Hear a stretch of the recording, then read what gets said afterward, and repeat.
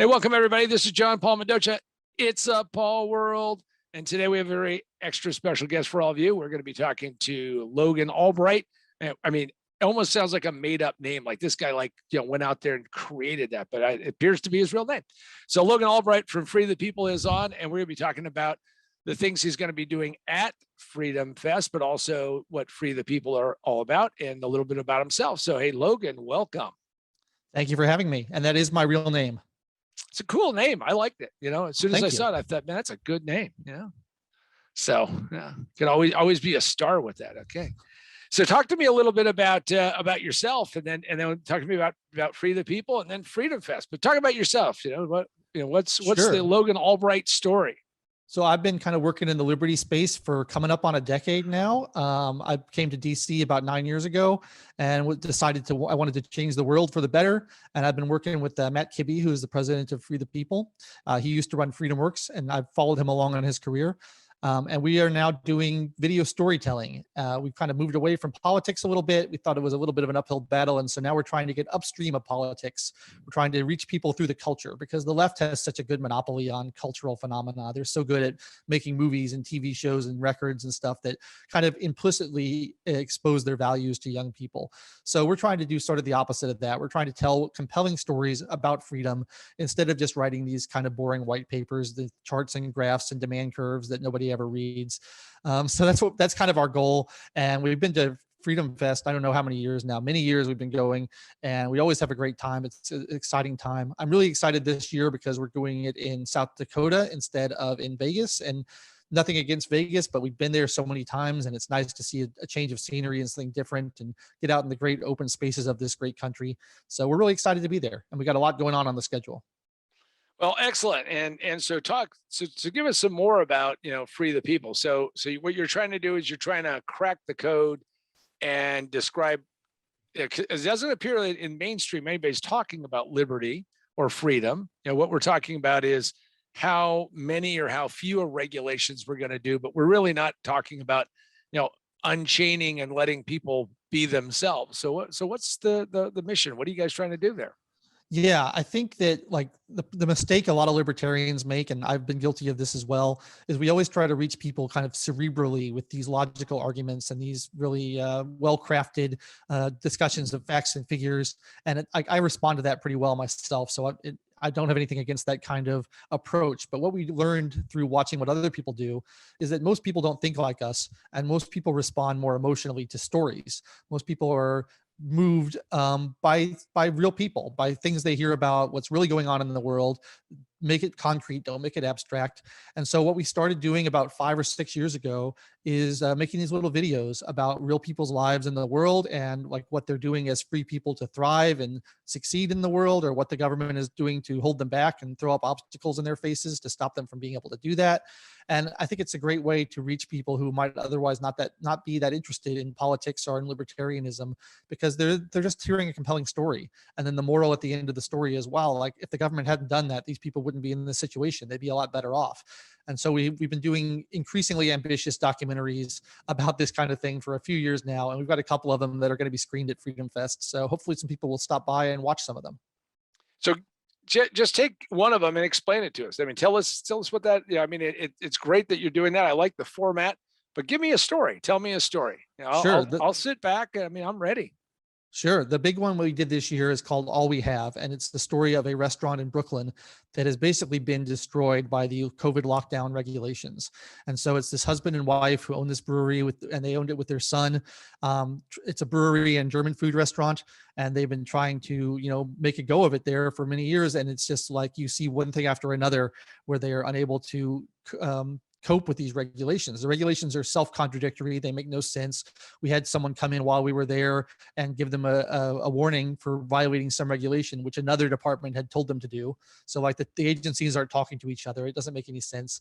And Right. Just like the uphill battle of trying to own and operate a business in this environment is just breathtaking. And then there's an additional angle to the story where the couple's son had a medical emergency while the COVID regulations were happening and couldn't see a doctor in time because everything was locked down. All the hospitals were shut down or reserved exclusively for COVID patients, and ended up dying because of it. So it's a really sad story in that regard. Not only are they losing their business, but they're also losing their family. And so it's just kind of a profile of them and what they've been going through. And it's such a microcosm of what the whole country's been going through. It's just one example, but there's thousands of businesses in that situation you can find across the country if you look. Well, the thing I like about it is that since it is this story and it encapsulates it, and it does get people to start thinking. To me, having been a serial entrepreneur, worked with a lot of small businesses in my consulting, turned around a bunch of businesses. I can tell you that whenever I hear any politician or talking head talking about business on television, and maybe you already know this, Logan, but it turns out that the television is a unidirectional type of situation. And even if I'm talking to it or yelling at it, it doesn't seem to be changing that. So you're actually trying to change some of that thinking. I mean, beautiful example. I mean, I like that. I mean, I hate what happened to them, but yeah, regulation for anybody who's out there who ever wonders about what happens to small business and regulation. I mean, if you want to sit down and just hear people complain, just have a bunch of business owners tell you how much effort they put into this paperwork that somebody invents and somebody comes up with and says with good intentions is going to help, and just kills people, just strangles them. And sounds like you hit the nail on the head. And about how long is a story like that? I mean, is that told in a 5-minute or 15-minute or half an hour? What's the duration? This one's about 45 minutes long, and I just think it's such Ambitious. a more powerful. Yeah, we're trying to get up to like 90-minute full-length documentaries. We're not quite there yet, but we're getting close. But it's such a more powerful way of reaching people. Like, there's this idea that, oh, we just got to be safe. We're just trying to keep everybody safe. And you think about these regulations in the abstract, and you think anybody who's flouting the regulations must be selfish and they must not care about the community and things like that. And it's easy to think that if you don't see real people who are going through it. And when you actually meet people and talk to them and see, like, they're not trying to hurt anybody. They're not trying to make anybody sick. They're just trying to eke out a living, and they want to do the right thing. They want to be good people. But, even the best of intentions, you can't comply with all these things and still continue to feed yourself. It's nuts. Yeah, it's crazy. Now, I want to share something with you because I actually am a graduate of the 2-day film school, which is a thing. And this guy, Dove Simons, I mean, I'm not going to get any money out of it. So if anybody goes to it, just say hi to Dove. But anyway, I didn't even know if he's still doing it. But he was sitting there, he's talking about how to get to a theatrical release, you have to have so many minutes before you can run it in the theater. And he goes, so whenever somebody calls home and goes, hey, I've got 88 minutes and, I need 90, 91 or 94, whatever the cutoff is that he goes, it's always the same answer. He goes, I don't know why it's so not obvious. He goes, longer credits, slow roll. If you wanted to thank your third grade, English teacher, now's the time to do it. He goes, if you want to put bloopers in there, you want to do this, but you got to get there. I throw that out just, a little tongue in cheek, but it really, it's how sometimes you have to stretch it to make the format fit. So yeah, we haven't done theatrical yet. All of our stuff is on our website, freethepeople.org. It's all on our YouTube page. We've been doing the film festival route for a lot of it, although that was sort of interrupted last year because of COVID. Sure. We've been sending films out to film festivals, and we've won some awards for that. So we're hoping that all we have will win an award this year at Freedom Fest at the Anthem Film Festival. That would be really nice. But we want to shop it around and show it in some other film festivals as well and get people to see it. And then, like, our ultimate goal is to get things on these streaming services like Netflix and Hulu. Hopefully that'll happen in the near future. And just to make sure that it is free, the people, all one word, .org, O-R-G. And make sure you type it in the right way, because I typed it in incorrectly, by the way, and it pulls up a couple porno sites, but that's a different thing, Oh man, Free People Clothing has been the bane of our existence, and people being confused about that. Every once in a while, we get emails from people trying to return clothes that they think they bought from us, which I don't know how you get to our website and our contact page and still not realize that we're not Free People Clothing, but it happens every once in a while. Yeah, who knows? Maybe that's another documentary you can do, which is URL crosshatch or something. Well, it sounds like a very ambitious thing. It sounds exciting, and it's obviously that message is out there. I would recommend anyone who is interested in these kinds of concepts. I mean, I've met Matt over the years.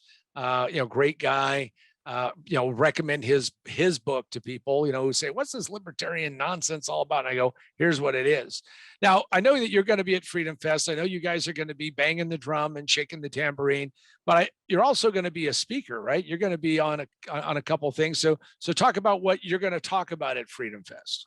Yeah, I'm speaking on a panel called Freedom Over Fear, and it's sort of based on a series of shorter videos we've done kind of during the course of the pandemic, trying to Mm. alert people to the idea that government uses crises as a power grab mechanism. And we go over some of the historical information about whenever there's been a scare in the past, how people have given up their liberties to try to be protected, and how you never get them back once you give them up. So we've done a series like that. Me and one of my coworkers, Sam Martin, who's the creative director at Free the People, he's directed all those and starred in them. So he'll be on the panel as well. And Matt Kibbe will be moderating. And then we'll be joined by Phil Magnus from the American Institute of Economic Research, who's done a lot of great work on like analyzing the statistics of the pandemic. Well, that sounds really like a great panel. And for those of you who are on the fence, and if you haven't figured out, we are over the top trying to evangelize to get you to come to FreedomFest. Now, I've been there since 2013, and I can tell you that it is a unique experience. First off, you meet people like Logan, and the accessibility, the fact that you can talk to people. And now, you're not going to agree with everybody, but what you're going to hear is vigorous debate, great discussions, and mind stretching, which I think is really worthwhile. So talk to me about your own experience with Freedom Fest and why somebody should come to Freedom Fest and make the trek to, and I think it's just off of Interstate 90. So if anybody doesn't know where it is, just get on Interstate 90 and you head east or west based on where you are, and you're going to get there. But talk about what you think is the reason and motivation that somebody should come to Freedom Fest. Yeah, I mean, even apart from all the great programming and the great speakers they have, like, it's just so refreshing to be around sane people. Like, I live in Washington, D.C., and I have to tell you, last year was tough for me. Like, it felt like I was the only one in this island of like everybody being insane, everybody wanting to shut down the economy, to shut down all kinds of social interaction and meetings. And I was like just so depressed about being the only one who was fighting out against this. I just got back from Pork Fest in New Hampshire, which is another libertarian gathering. And it was so wonderful to be around people who are just not afraid. They're just living their lives. They're happy. They're cheerful. They're doing their own thing. And it's the same way at Freedom Fest. Everybody there is going to be just open and welcoming and warm. And you won't feel alone in the world anymore, which is such a great feeling and so important after this like year and a half of isolation. And yeah, there's going to be great movies being shown. There's going to be really exciting speakers who are going to be there. There's a lot of reasons to go apart from just the natural beauty of South Dakota. Well, and I agree with you. And talk about last year being a tough year. It was very sad that the Freedom Fest got got the plug pulled a couple of times, which is why Mark Skousen and Joanne are moved it to South Dakota, because South Dakota never shut down. I understood how the U.S. had slumped into third worldism in a way. I was waiting outside of a Costco, literally in a line that went around the building. And, socially distanced, all of that, masked up. And there were shortages, right? And there were big signs about what there were shortages and what you could get and not get. And this truck drives up, slow rolling in. And, people are yelling out, what's in the truck? What's in the truck? And the guy goes, bottled water. Cheer went up from the crowd. and literally, and I was like in the middle of this line, and people were passing the message on like we were in some freaking third world country. And there was a guy in front of me who was risking, who knows what he was risking, but he was there. And the guy was 82 years old, and he races to get the water. And I was going to get water maybe. And he's there, and I help him put the water into his cart. And he goes, "That's my water." And I said, "I'm helping you get it in the cart." "Don't take my water. I'm helping you get it in the cart." He goes, "I'm here for the," I said, "It's your water." And he finally heard it, and he went, "Oh, I'm sorry." And he left with just water, and he waited in line for God knows how long. I mean, it's like living in a third world, self-imposed. It was insane. And I so I just had to share that with you, because it's just like unbelievable how quickly we descend to this level of stupidity. So, all right. So you're going to be there. You guys are going to you're going to have a booth this year? Or are you going to be there with Yeah, we'll have a booth. We'll be selling merch. We'll have our graphic designer, Matt Battaglia, always brings some of his original art. We have a lot. I don't know if you've seen it, but we have a lot of really cool artwork on our website, and he brings all of his original art and autographs it for people. We'll have books. We'll have T-shirts. We'll have all kinds of stuff. You can chat with any of our staff. Matt's doing a couple panels with some members of Congress. I know Mike Lee is going to be there. He'll be talking about that.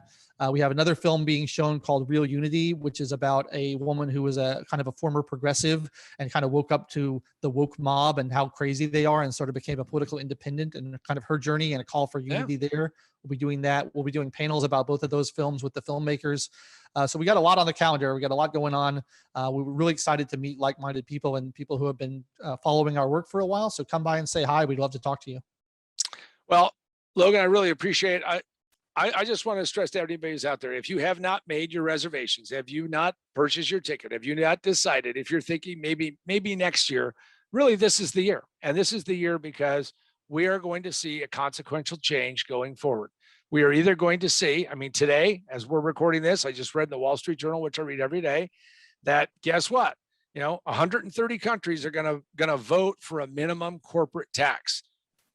All I can say is my derisive way of saying it is I call him, and I mean, again, President Biden, okay, gotta give him props, but I call him Taxo Biden, because he's just taxing everything. So if you want to kind of try to stop that, instead of doing what I was talking about, yelling at the television, go meet some like-minded people, find out how you might be able to help.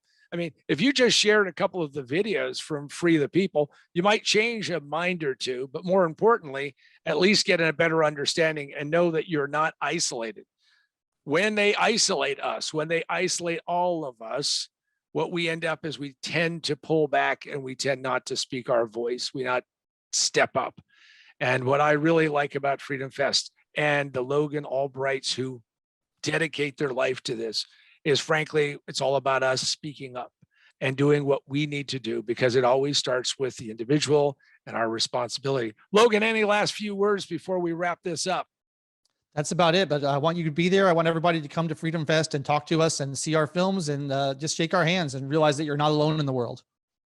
So I want to thank Logan Albright of freethepeople.org, freethepeople.org. If you go to the other one, you'll be buying different kind of merch and clothing, but it has nothing to do with them. But go to freethepeople.org, check it out, come to Freedom Fest, meet with me, and meet with Logan and Matt, the whole crew over there. I plan to be there and talk, learn, go do that. All right.